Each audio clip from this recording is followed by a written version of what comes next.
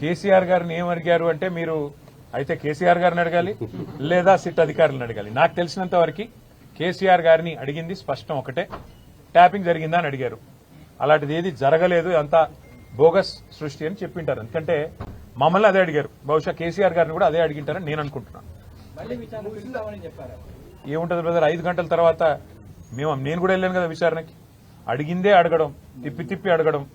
మీరు బయట మీడియాలో మీకు ప్లేట్ బ్రేకింగ్లు పడాలి కదా, గుచ్చి అడుగుతున్నారు, గ్రిల్ చేస్తున్నారు, ఇన్ని గంటలు జరుగుతుంది, అన్ని గంటలు జరుగుతుంది.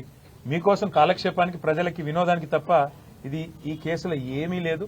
నేను మొన్న చెప్పాను, మళ్ళీ చెప్తున్నాను, it's absolutely a silly case, it's a frivolous case.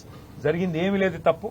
కాబట్టి వారు మళ్ళీ పిలిచేది ఉంటుందని నేనైతే అనుకోను వ్యక్తిగతంగా. బట్ మళ్ళీ పిలిస్తే మళ్ళీ పోతాం, మళ్ళీ సహకరిస్తాం, మాకేమీ నష్టం లేదు, మేము చేసిన తప్పేమీ లేదు. Thank you. మహేష్ కుమార్ గౌడ్ గారిని నేను ఒకటే అడుగుతున్నా, రాహుల్ గాంధీ గారిని, సోనియా గాంధీ గారిని ఈడీ విచారణకు పిలిస్తే మరి రాజ్ భవన్ ముందు మీ ముఖ్యమంత్రి మీరు ఎందుకు పోయి ధర్నాలు చేశారు?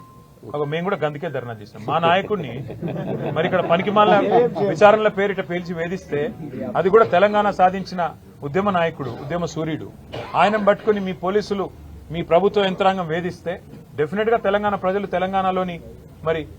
తెలంగాణలో ఆయన గుండెలో నింపుకున్న వాళ్ళు బయటకు వస్తారు కదా, తప్పే ఉంది అందులో.